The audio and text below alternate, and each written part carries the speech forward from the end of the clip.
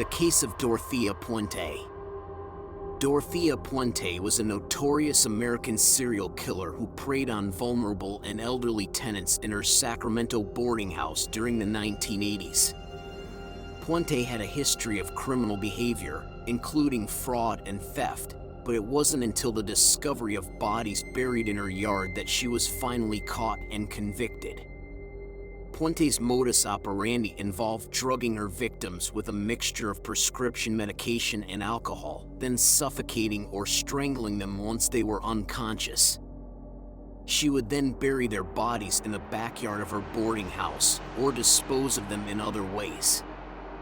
At least 9 of her tenants were found buried on the property, and it is believed that there may have been more victims who were never discovered. Puente's trial was highly publicized, and she maintained her innocence throughout the proceedings. However, overwhelming evidence, including witness testimony and physical evidence found at the scene, led to her conviction for multiple counts of murder. She was sentenced to life in prison without the possibility of parole. The investigation and trial were marked by controversy, including accusations of police misconduct and questions about Puente's mental state.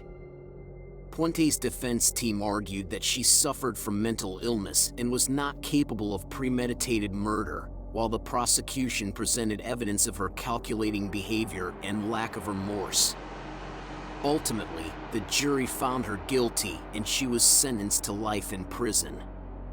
Dorothea Puente's case stands as a shocking example of the lengths to which a person can go to exploit and harm vulnerable individuals. Her crimes were particularly heinous due to the fact that she was entrusted with the care of the elderly and infirm, and she took advantage of their trust for her own twisted purposes. The case remains a chilling reminder of the dangers of unchecked greed and manipulation.